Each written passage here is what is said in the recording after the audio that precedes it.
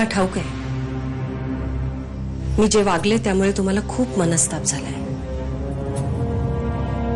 एक बायको म्हणून मी तुमची अपराधी आहे,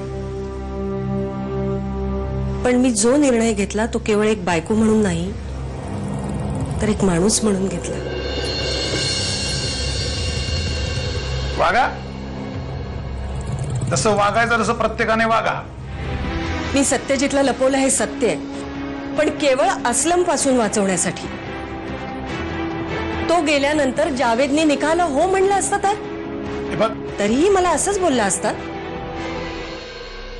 इन्स्पेक्टर, हे घ्या असलम भाईंचे बेल ऑर्डर, नीट तपासून घ्या। मी तपासणारच आहे।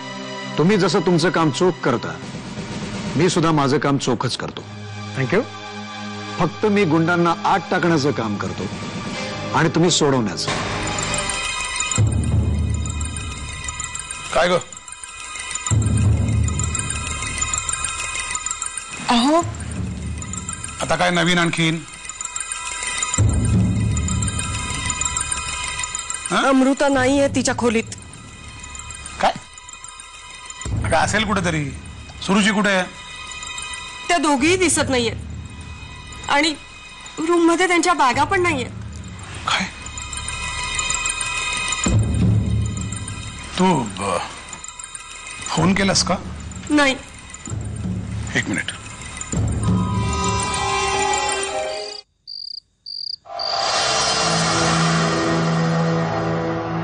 काय मेजर, कोणाची तक्रार करायला आलात? त्या मुलाची? नाही, मी माझ्या मुलीचा रिपोर्ट नोंदवायला आलोय। माझी मुलगी अमृता सापडत नाहीये इन्स्पेक्टर, तिची तक्रार नोंदवायला आलोय मी। मेजर, तुमची मुलगी कुठेही हरवलेली नाहीये किंवा तिला कोणी किडनॅपही केलेलं नाही। म्हणजे तुम्हाला माहिती आहे? ती इथे आली होती। काय? कशासाठी? तिचा जबाब नोंदवायला आली होती आणि तिने तो जबाब सत्यजितच्या फेवर मध्ये दिला। पण मी अमृताचं लग्न जावेदशी ठरवलं होतं। अहो, त्यांचा डिसिजन त्यांना घेऊ द्या ना मेजर। ते दोघेही कायद्यानं सज्ञान आहेत, त्यामुळं कायद्यानं मी त्यांना डांबून ठेवू शकत नाही। कायद्याने तुमचे हात बांधलेले असतील, माझे नाहीत। बघतो मी काय करायचं ते। मेजर प्लीज, कुठलंही पाऊल उचलण्याआधी विचार करा। कायदा त्यांच्या बाजूने आहे। तुमचे सल्ले ऐकायला आलेले नाही मी इथे। खुदा हाफिज। मंदिर ओके आहे ना? ओके। किती मोठं आहे हे मंदिर, मला वाटलं छोटंसं मंदिर असेल। नाही, मला ते माहित नव्हतं, म्हणून हे मस्त आहे ना? चांगलं आहे। आणि असं काही नसतं रे, साधं मंदिरही चाललं असतं। अच्छा।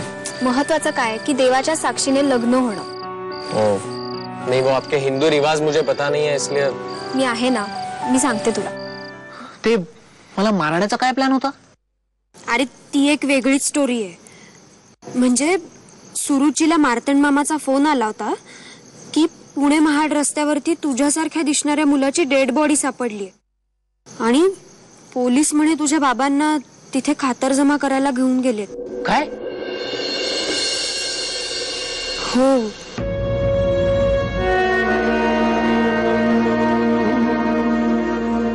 अगं, हे सगळं ऐकून घरच्यांची काय परिस्थिती झाली असेल? आई, बाबा, अण्णा सगळे किती टेन्शन मध्ये असतील। अरे पण त्यांना कळलं असेलच ना की तो तू नाहीयेस म्हणून। हे सगळं ऐकल्यावर घरचं काय वातावरण असेल कोणास ठाऊक। सत्या, नको काळजी करू, सगळं व्यवस्थित होईल।